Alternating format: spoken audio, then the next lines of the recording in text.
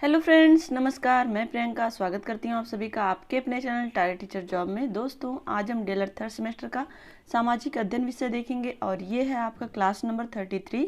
तो दोस्तों, आज हम लोग देखेंगे आपका अध्याय नंबर 13, जिसका नाम सरकार के अंग, केंद्र तथा राज्यों की शासन व्यवस्था।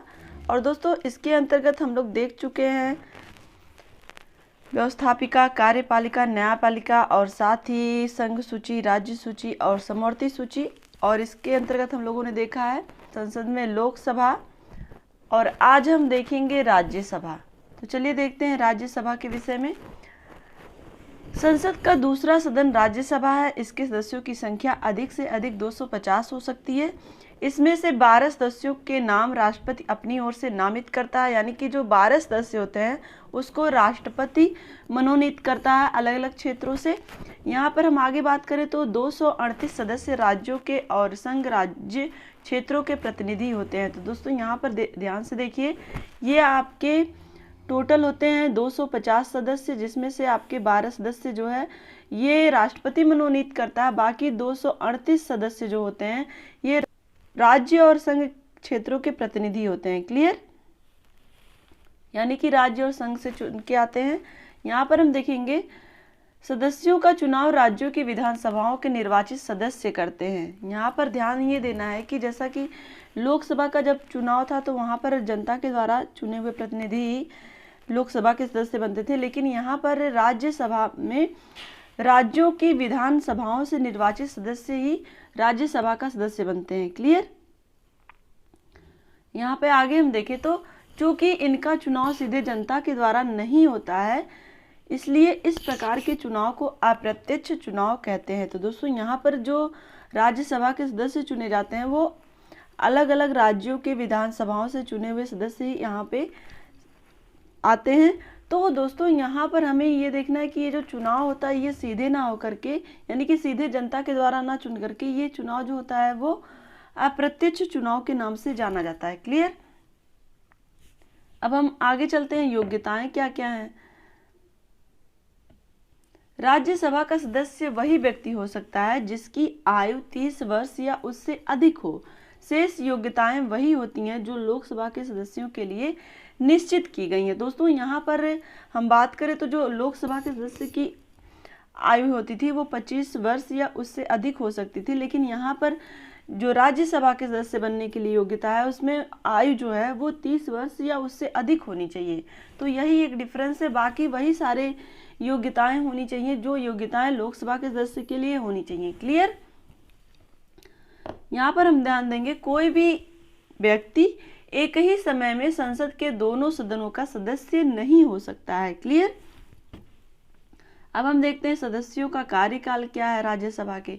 राज्यसभा के सदस्यों का कार्यकाल 6 वर्ष का है, और यहाँ पर जब हम लोग लोकसभा देख रहे थे तो वहां पर 5 वर्ष का था। और दोस्तों, लोकसभा को भंग किया जा सकता है लेकिन राज्यसभा को नहीं। लोकसभा, आप इसके पहले जब हम लोग पढ़ रहे थे लोकसभा के विषय में, तो वो एक निम्न सदन था, लेकिन जो राज्यसभा होता है वो उच्च सदन में गिना जाता है। अब यहाँ पर हमें ये ध्यान देना है कि इनके 1/3 सदस्य हर 2 वर्ष के बाद अवकाश ग्रहण करते हैं और उनके स्थान पर नए सदस्य चुनकर आते हैं। तो दोस्तों, यहाँ पर हमें क्या ध्यान देना है कि प्रत्येक 2 वर्ष के बाद 1/3 सदस्य यहाँ पर अवकाश ग्रहण कर लेते हैं, यानी कि उनकी जगह पे फिर नए सदस्य चुने जाते हैं। इस प्रकार राज्यसभा कभी भंग नहीं होती है, इसलिए इसे अस्थायी सदन कहा जाता है। क्लियर? अब हमें ये देखना है कि राज्यसभा के पदाधिकारी के विषय में। भारत का उपराष्ट्रपति राज्यसभा का पदेन सभापति होता है। तो दोस्तों, यहाँ पर आपको आज का जो प्रश्न रहेगा आपका, भारत का वर्तमान उपराष्ट्रपति कौन है? भारत का वर्तमान उपराष्ट्रपति कौन है, ये क्वेश्चन आपका रहेगा आज के लिए। तो वीडियो को लाइक कर दीजिए और कमेंट करके हमें ज़रूर बताइएगा कि हमारा ये प्रयास आपको कैसा लगता है। और आगे चलिए देखते हैं कि जो यहाँ पर ध्यान क्या देना है कि जो राज्यसभा का पदाधिकारी होता है, यानी कि जो राज्यसभा का अध्यक्ष होता है, वो उपराष्ट्रपति होता है। हमारे देश का जो उपराष्ट्रपति है वही राज्यसभा का सभापति होता है। क्लियर। यहाँ हम आगे देखें, राज्यसभा की कार्यवाही का संचालन भी वही करता है। जब जो सभापति है, जब सभापति उपस्थित नहीं रहता तो उसके स्थान पर उपसभापति कार्य करता है। क्लियर। आपको क्या ध्यान देना है कि जो राज्यसभा का सभापति होता है वो भारत का उपराष्ट्रपति होता है, और अगर वो किसी कारणवश उपस्थित नहीं है तो उसके स्थान पर उपसभापति सभापति का कार्यभार संभालता है। क्लियर। यहाँ तक आपको समझ में आ गया। आगे हम चलिए देखते हैं अधिवेशन और बैठक, जिसको हम बैठक भी कहते हैं अधिवेशन को। राज्यसभा का वर्ष में 2 बार अधिवेशन यानी कि बैठक होना आवश्यक है।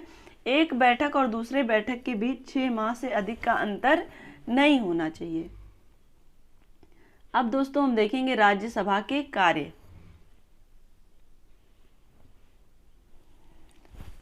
लोकसभा की तरह राज्यसभा भी कानून बनाने का कार्य करती है। दोनों सदनों द्वारा जब कोई प्रस्ताव यानी कि विधेयक स्वीकार कर लिया जाता है तब राष्ट्रपति के पास हस्ताक्षर के लिए भेजा जाता है।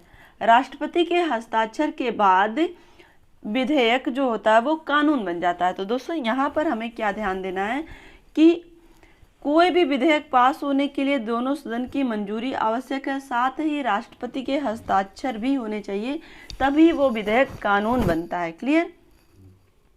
यहाँ पे एक चीज और ध्यान देना है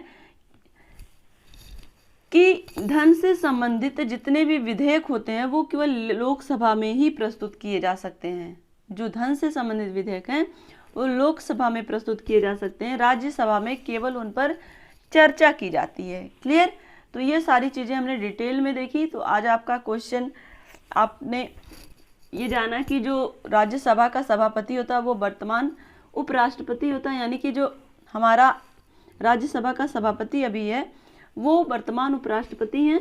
तो आपको आज का क्वेश्चन ये है कि हमारे उपराष्ट्रपति कौन है। और एक क्वेश्चन और बताइएगा कि राज्यसभा जिसके बारे में हम लोगों ने पढ़ा का कार्यकाल कितना है। क्लियर। ये 2 क्वेश्चन।